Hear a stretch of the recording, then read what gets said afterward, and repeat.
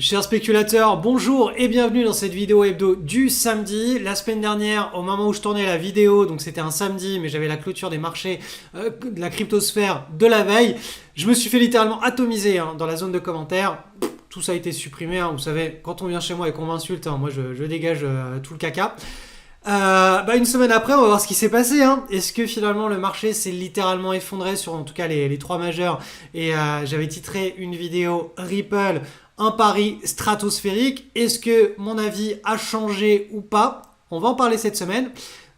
Je vais aussi vous présenter deux belles opportunités de mon point de vue qui sont en train de se mettre en place pour le mois de juin. Ce sont des paris à moyen long terme sur des unités de temps en mensuel où on surfe des grandes classes d'actifs. Pour tous ceux que ça intéresse, ce type de spéculation, à savoir ne pas être tous les soirs sur ces screeners, essayer de trouver des opportunités, mais faire plutôt ce travail une fois par mois. Les seules classes d'actifs qui sont exploitables, ce sont les grandes classes d'actifs, qui sont très liquides, sur lesquels il y a des milliards et des milliards qui s'investissent et sur lesquels la volatilité est bien inférieure à une crypto individuelle, une action individuelle. Donc je vais vous présenter deux opportunités en fin de vidéo, vous verrez, c'est très intéressant. Et il y a un lien en dessous de cette vidéo qui vous dirige sur trois vidéos complémentaires. Donc si ça vous intéresse, ce type d'écosystème à mettre en place de votre côté, c'est de la spéculation, je le répète, à long terme. Restez bien accrochés parce que c'est très rare que je dévoile publiquement et pas juste dans la communauté privée, des opportunités qui sont en train de se mettre en place. Donc ça, je vous l'explique encore une fois en deuxième partie de vidéo parce que les opportunités, on verra si à la fin du mois ou pas, elles sont validées. Mais je vois très bien le scénario qui est en train de se dérouler et tout est d'une propreté maximum. Allez, c'est parti. Analyse du Bitcoin, donc une nouvelle semaine où il ne se passe pas grand chose, on est toujours sur la zone de support, l'analyse n'a pas changé. La semaine dernière, je vous avais tourné une vidéo samedi matin, il faut savoir que ProRealTime, ils mettent à jour les données en fin de journée, donc je ne suis pas sur TradingView pour faire les analyses. Donc l'analyse de la semaine dernière a été faite samedi matin, mais la clôture qui avait été prise en question était celle de vendredi soir. Donc il y avait eu un petit peu de grabuge, mais regardez, c'est pour ça que ça fait du bien d'analyser la psychologie des foules sur des grandes unités de temps, c'est qu'on n'est pas assujetti aux petits mouvements comme ça qui arrivent sur des news. J'ai vu dans les commentaires, dans la zone de commentaires où je me faisais littéralement insulter parce que mon scénario c'était n'importe quoi, c'était faux, je sais pas quoi, regarde, tout a changé en quelques heures, Cédric. Non, voilà, une semaine après, on est toujours, pour le moment en tout cas, le scénario n'a pas changé, on est toujours sur la zone de support, on cherche toujours à créer un point d'inflexion et on est toujours au début d'un potentiel nouveau grand bull market et le plus longtemps on consolidera entre ces deux bornes et le mieux ce sera pour la pérennité du bull market qui pourrait se développer par la suite. Donc pour le moment, on est toujours sur la zone de support. Le Bitcoin, le scénario n'a pas changé, le scénario moyen terme. Et actuellement, depuis le milieu du mois d'avril, on est dans une séquence de consolidation. C'est naturel, c'est sain et c'est nécessaire. On va aller voir maintenant l'Ether. Donc l'Ethereum, lui, il est en train de travailler sa zone de support. Vous voyez qu'on a été chercher relativement bas avec une mèche. On est revenu très très très fortement rechercher la zone de support. Donc là, Ethereum est en train de travailler sa zone de support. C'est pas parce que là, momentanément, on est en dessous que ça y est, c'est terminé. Il faut... ce sont des zones. Ce sont des zones sur lesquelles les opérateurs travaillent. Ils achètent, ils vendent, s'il y a des news, ça crée de la volatilité autour de ces zones. Mais pour le moment, le scénario reste toujours celui... Hop, alors je vais vous redessiner ça. D'une consolidation au sein d'un grand trend haussier. Donc là, l'idée, il faut qu'on sauve le support, qu'on casse un petit pivot ici, qu'on aille chercher ce nouveau pivot et qu'on le recasse à nouveau. Et là, le moment où on aura ici cette cassure, potentiellement, il y aura moyen de saisir une opportunité sur l'Ethereum. Bien entendu, ce que je vous dessine, je n'ai absolument aucune idée de si ça va se produire ou pas. Tout ce que je vous explique et j'essaie de vous montrer, c'est qu'on ne traite que des séquences qu'on connaît, des séquences de psychologie des foules qu'on connaît. On ne s'aventure pas à acheter, vendre à tout va dans tous les sens. Il faut vraiment qu'on ait des choses propres. au sein de cycles, à des endroits où les cycles reprennent, ce qui fait que là on est en tout début de cycle. Si on a cette pattern qui se met en place, on a toute la potentialité du cycle de hausse derrière. Donc il faut vraiment attendre que la pattern soit terminée et soit propre pour pouvoir éventuellement faire une prise de position. Là vous allez me dire, oui mais Cédric, attends, je peux en avoir moins cher ici. Si tu as raison sur le scénario, j'en ai beaucoup moins cher. Là je suis à 1736, toi tu es prêt à attendre 2300, je vois pas l'intérêt. L'intérêt c'est que ici, moi, mon image, c'est que je ne sais absolument pas si on repart en marché baissier ou pas. Bien entendu, tant que le support est tenu, j'ai une image de marché haussier, mais si le support là ne tient pas, je repasserai dans une image de marché baissier. Alors que là, si toute cette séquence se dessine, là j'aurai le top départ du signal où je sais que derrière, il y a beaucoup plus de chances pour que le momentum s'accélère de plus en plus fort. Et c'est comme ça de mon point de vue, vous devez faire du trend following parce que tout simplement, en tant que petit opérateur, on n'a pas des milliards à investir sur les marchés. On peut entrer et sortir très rapidement sans impacter significativement le marché. On n'impacte pas la liquidité du marché. Et ça, c'est un énorme avantage. Donc, il suffit, entre guillemets, c'est pas facile de le faire quand on n'est pas câblé mentalement pour le faire. C'est pour ça que ça prend du temps. Ça s'apprend, ça s'improvise pas. Mais quand on a recablé son cerveau, il suffit, entre guillemets, d'attendre que l'argent soit sur la table pour le saisir. On ne va pas aller cambrioler quelqu'un, on ne va pas aller faire un hold-up dans une banque pour récupérer l'argent, c'est trop dangereux. On attend que l'argent soit face à nous sur la table, dans une enveloppe avec notre nom et notre prénom, et à nous derrière de saisir l'opportunité ou pas. L'image est un peu caricaturale, mais c'est un peu ça l'idée. Ce type de pattern, c'est des enveloppes où certaines seront vides, certaines seront pleines, certaines seront pleines à craquer. Donc c'est pour ça qu'il est très important d'attendre ce type de configuration pour se mettre à spéculer. Sinon, moi de mon point de vue, la spéculation n'a pas vraiment d'intérêt. On passe dans un état de bourse casino. Et enfin, le petit check rapide sur Ripple, puisque j'en parlais la semaine dernière comme d'un pari qui a un potentiel qui est absolument gigantesque, parce que tout simplement cet actif a une volatilité qui est ahurissante, et c'est un actif qui est en train de nous dessiner un énorme triangle chartiste, et donc vous voyez, c'est un actif qui a une potentialité de faire un x20, x23, peut-être plus, peut-être un x30. Donc, on est toujours dans la structure ici en hebdomadaire, on la voit bien. Double creux, on est sur la zone de résistance. On est en train de contracter ici la volatilité. Et sur du mensuel, hop, je vous passe sur l'unité de temps supérieure. Là, le double creux que vous voyez ici, il a été breaké, il a été cassé. Donc le pivot, on l'a placé plus bas en mensuel parce qu'on n'a pas pris je ne prends pas les mèches. On a la cassure et là on est en train de consolider sur ce niveau de pivot. Donc pour le moment, le scénario reste le même malgré le fait que la semaine dernière, je me sois fait littéralement insulter dans la zone de commentaires parce qu'il y a eu des fluctuations sur le marché des cryptos. Mais oui, mais il y a tout le temps des fluctuations. Il y a des bonnes news, il y a des nouvelles. Donc faut juste accepter cette réalité et passer sur des unités de temps supérieures pour souffler. Faut souffler. La bourse, on souffle.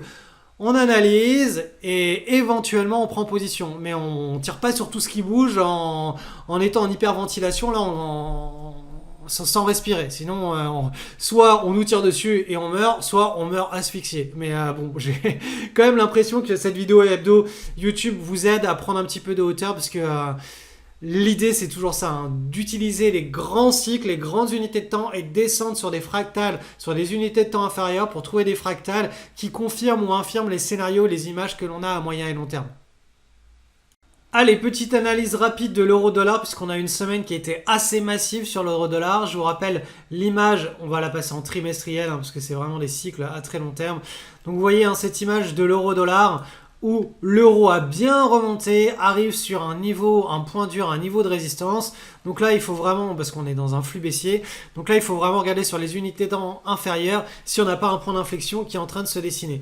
Et quand on descend sur les unités de temps inférieures, on voit que là, en mensuel, on commence à ranger ici, et que en hebdomadaire, c'est ce que je vous avais montré la semaine dernière, on a potentiellement un point d'inflexion, une figure de retournement qui est en train de se mettre en place. Donc là, en l'occurrence, ce serait peut-être un wedge. Donc dans un wedge, on a une épaule, tête, épaule qui sera en formation. Et la semaine dernière, je vous expliquais que on était ici sur un petit point d'inflexion à court terme et que, eh bien, on pourrait assister à un rebond qui serait entre guillemets défavorable à l'or coté en euros. C'est pour ça que je vous refais l'analyse, puisque vous allez voir que ce rebond qui a été vraiment très fort, hein, puisque l'euro a repris 1,77% en une semaine, c'est énorme, hein, pour le marché des devises, hein, c'est des énormes, enfin c'est des milliards et des milliards qui s'échangent. C'est pas une small cap, hein. Eh bien là, on a voilà, un très très gros décalage. C'est assez rare d'observer ce type de décalage en seulement une semaine. Du coup, ce qui nous amène à l'or coté en euros. Je vais vous afficher le graphique.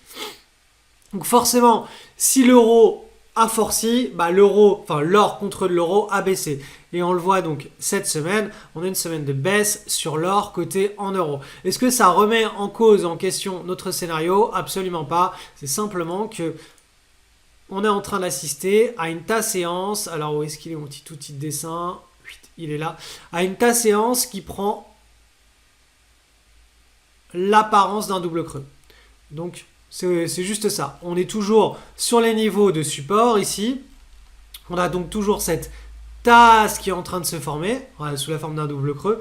Et on attend donc l'anse, hein, qui pourrait se mettre en place pendant l'été prochain pour avoir ici un signal de top départ et une accélération très forte de l'or coté en euros. Donc voilà, c'était entre guillemets attendu. On en parlait la semaine dernière, hein, que l'euro pourrait remonter de manière assez vive au cours des prochaines semaines. Ça s'est pas fait en plusieurs semaines, ça s'est fait en une semaine, et on le voit directement, hein, sur l'or coté en euros. L'impact est immédiat, mais on reste toujours, hein, dans notre scénario, je le rappelle, et c'est ça le plus important, d'une tasse potentiellement en train de se former avec l'anse derrière, ce qui pourrait nous amener à la continuation du bull market et une augmentation de la vélocité et du momentum vers le nord, hein, simplement. Analyse du SP500 avec une nouvelle magnifique semaine de hausse. Donc ça fait 1, 2, 3, 4, 5 semaines qu'on est en hausse et qu'on est en état de nouveau bull market, en état de nouveau cycle haussier. Donc là, on est vraiment en train de changer de psychologie, hein, psychologie qu'on n'avait pas revue depuis le début de l'année 2022. Hein, depuis début 2022, hein, ça fait 1 an et demi qu'on est dans une psychologie de foule qui est sinistrée. Plus personne ne veut investir en bourse, la bourse n'intéresse plus personne. Les risques sont beaucoup trop importants, tout le monde ne voit plus que la guerre, l'inflation, etc. Donc c'est toujours à l'issue d'une image de marché qui est extrêmement négative qu'une nouvelle image de marché positive peut se dégager. Mais c'est pas quand tout va bien à l'extrême que, eh bien, ça peut continuer à aller comme ça, parce que tout simplement l'argent est déjà investi et s'il y a plus de gaz, hein, s'il y a plus d'essence à mettre dans la machine ralentit. Donc là, en gros, l'idée c'est que là on a refait le plein et là on est en train de relancer les gaz pour se relancer dans ce qu'on voit sur les unités de temps supérieures. Le grand bull market, donc vous voyez, on aurait été juste là depuis 1 an et demi dans une petite pause. Je rappelle, hein, que le signal en mensuel a été lancé le 30 avril, enfin la fin du mois d'avril, validé à la fin du mois de mai, et là actuellement on est au mois de juin, donc on est en train de pousser. On a certes une résistance, la résistance historique, mais si elle est franchie, après on se retrouvera dans un état d'extension. Et les états d'extension, hein, je le rappelle, les vagues, à chaque fois que vous analysez un bull market, toutes ces vagues se font dans une volatilité qui est relativement faible. C'est-à-dire que on devrait assister à de nombreux mois avec des petites hausses ou des petites stagnations mensuelles, mais avec très très peu de volatilité, très peu de variations. Les grandes variations, elles n'arrivent que dans ce que je vous ai entouré ici, hein, en vert, que pendant les phases de range market, de marché en range, où il y a beaucoup de nervosité et où notamment les news, hein, macroéconomiques font les cours. C'est-à-dire dès qu'il y a une mauvaise news qui tombe, boum, les marchés dévissent de plusieurs dizaines de pourcents. Dès que une bonne news tombe, on a plusieurs pourcents qui reprennent la route du Nord. Donc voilà, c'est pour ça qu'on a une telle volatilité, parce qu'il n'y a pas de consensus. Mais une fois que le consensus est établi, les bonnes news sont amplifiées, les mauvaises news sont délaissées. Et c'est pour ça qu'on assiste à des envolées avec peu de volatilité. Donc là, on sera dans cet état potentiel, hein, quand on aura fait des nouveaux plus hauts. On pourrait éventuellement assister à des mois qui s'enchaînent avec une faible volatilité et une belle directionnalité. Donc ça, c'est pour le SP500. Hein, on est toujours, autant on a passé, j'ai passé une année 2022 à vous répéter, voilà, c'est pas joyeux, autant là, c'est même pas, c'est pas mes attentes, c'est vraiment ce que nous disent les graphiques. Donc voilà, là, tous les swing traders en hebdo, tous ceux qui font du trend following, tous ceux qui s'intéressent à cette classe d'actifs, c'est le moment de vraiment bien faire ses devoirs, de lancer ses screeners et de commencer à spéculer pour ceux qui ne l'ont pas encore fait et qui voudraient faire de la spéculation. C'est pendant les phases haussières, pendant les belles jambes haussières que l'on peut commencer à faire de belles choses. Le reste du temps, il faut soit rester cash, soit prendre des petites opportunités, mais avec un money management qui est très défensif. Là, actuellement, on peut repasser sur des niveaux de money management qui sont un peu plus agressifs et trouver des patterns, des opportunités de très belle qualité. Cette semaine, je vais faire quelque chose que je n'ai pas l'habitude de faire, à savoir vous parler de deux opportunités sur du long terme, c'est-à-dire deux opportunités en mensuel qui correspondent à l'approche rendement maximum. C'est-à-dire, c'est un rendez-vous mensuel pour se positionner sur la classe d'actifs qui sera potentiellement le meilleur placement de l'année. Et là, on va parler du marché action. Vous savez, sur les marchés actions, il y a plein de secteurs et de sous-secteurs. Donc, je vous ai mis un lien en dessous de cette vidéo. Vous avez 3 vidéos qui vous expliquent comment fonctionne cette approche. En réalité, c'est toutes mes stratégies de swing trading en daily ou en hebdomadaire que j'ai optimisées pour qu'elles s'adaptent sur les grandes classes d'actifs en mensuel, c'est-à-dire un rendez-vous une fois par mois. Vous ne faites pas votre screening tous les soirs, mais une fois par mois pendant 12 mois pour pouvoir entretenir ce type d'approche. Pour ceux qui veulent aller plus loin, je le rappelle, la formation est ouverte jusqu'à dimanche minuit, donc demain minuit, et vous avez moins 20% en utilisant le code promo Rentamax. Donc, du coup, parlons maintenant de cette opportunité. Il y en a deux. Alors, on a JJRA. Donc, cet indice, il est accessible pour les résidents européens. Donc, c'est Compliance MiFID 2. Vous pouvez le trouver sur votre broker. Regardez la qualité de cette pattern en mensuel. Pour tous ceux qui ont suivi les vidéos de la page que je vous ai montré juste en dessous. Là, si vous ne l'avez pas encore fait, allez regarder ces vidéos. Vous n'êtes pas du tout obligé de vous inscrire à la formation. Déjà, ça va vous donner une idée de comment on fonctionne. Là, est-ce que ça, c'est une opportunité ou pas? De mon point de vue, ça commence à vraiment y ressembler. Donc, analysez ce tracker de JRA qui a été trouvé tout simplement avec l'écosystème de rentabilité maximum et vous me direz si tout simplement pour vous c'est quelque chose qui est intéressant ou pas. On va passer maintenant à la deuxième opportunité. Donc Glux, Glux, qui est un tracker sur le secteur du luxe. JRA c'était sur les dividendes en croissance. Le Glux, c'est sur le secteur du luxe. Regardez à nouveau cette pattern. On a une belle tasse, on a une belle anse. Regardez la qualité de cette anse là. Et on est sur le mois de juin. Donc certes, on est le 17. On a encore une dizaine de jours de cotation. On a 2 semaines de cotation. Mais regardez ce qui est en train de se passer, ce qui est en train d'arriver. Donc, à la fin du mois de juin, on verra si oui ou non, là, sur ce tracker, on a une opportunité au sens de rentabilité maximum, de l'écosystème de rentabilité maximum. Je vous rappelle que si vous faites des trades avec des stratégies de trading en daily, en hebdo, sur des opportunités en mensuel et sur des classes d'actifs qui ne sont pas volatiles, entre guillemets, on n'est pas sur les actions individuelles ou de la crypto, ça ne marchera pas. Il faut recadrer complètement son écosystème et sa façon d'aborder ces grandes classes d'actifs c'est des milliards et des milliards, donc ça bouge beaucoup plus lentement. C'est pour ça qu'on va sur des grosses unités de temps. C'est pour ça qu'on va utiliser notamment du pyramidage, non pas juste à l'entrée ou sur une nouvelle pattern, mais du pyramidage au sein de la grande tendance pour surfer tout ça. Donc si ça vous intéresse tout simplement de découvrir une nouvelle approche où là pour le coup un rendez-vous mensuel pour commencer à faire de la spéculation qui apporte une belle rentabilité, eh bien le lien est en description. Je vous invite à découvrir Rendement Maximum. Il y a 3 vidéos qui vous expliquent tout ça.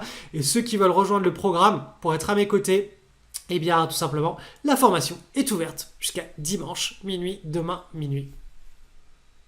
Allez, petit point très rapide sur le marché obligataire américain. Donc on a cette image à long terme en mensuel.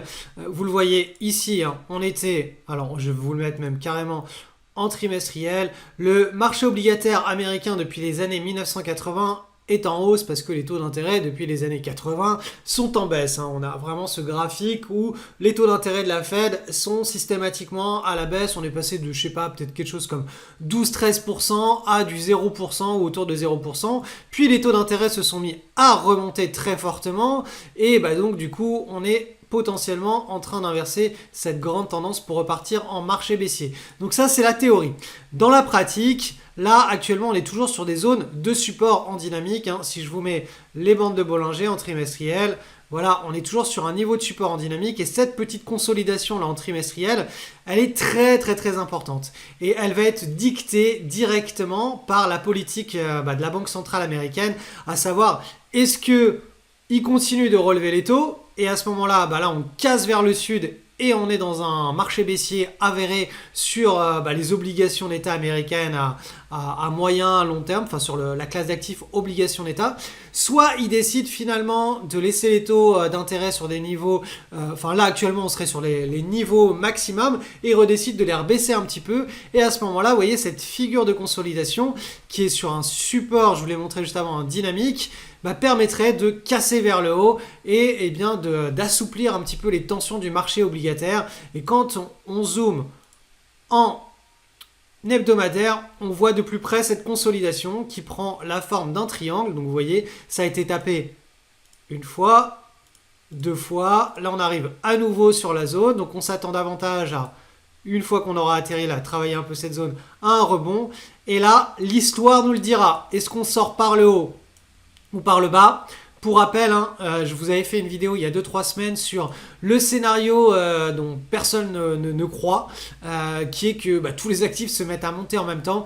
Eh bien, de mon point de vue, il est relayé directement au scénario d'une baisse des taux d'intérêt, donc une normalisation des taux d'intérêt de la Banque centrale américaine, ce qui amènerait derrière la Banque centrale européenne à en faire de même, puisque vous savez, ça suit toujours, c'est les petits trains-trains, Et donc du coup, tout simplement, assouplissement des taux d'intérêt, ça veut dire qu'on relance le marché action. Les entreprises peuvent à nouveau s'endetter avec des taux d'intérêt beaucoup plus faibles et relancer beaucoup plus d'activité, facilement de la croissance.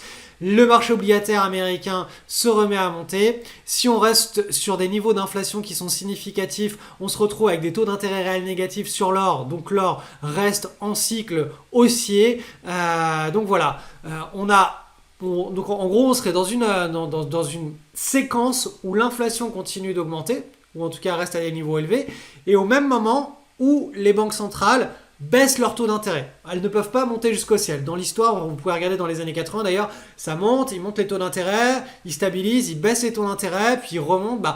Quand ces vagues-là de stabilisation, de baisse des taux d'intérêt se mettent en place, c'est là où on a ce genre de situation qui peut se mettre en place où tout se met concrètement à monter plus ou moins au même moment.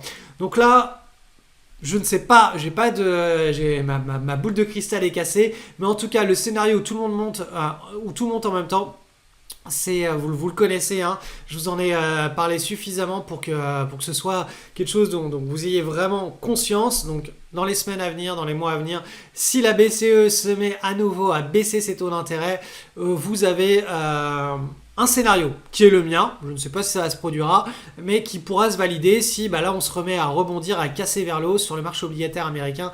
Ça voudra dire que les opérateurs anticipent que la Fed continue de baisser ses taux d'intérêt au cours notamment de l'année 2024, donc 2023 et sur l'année 2024.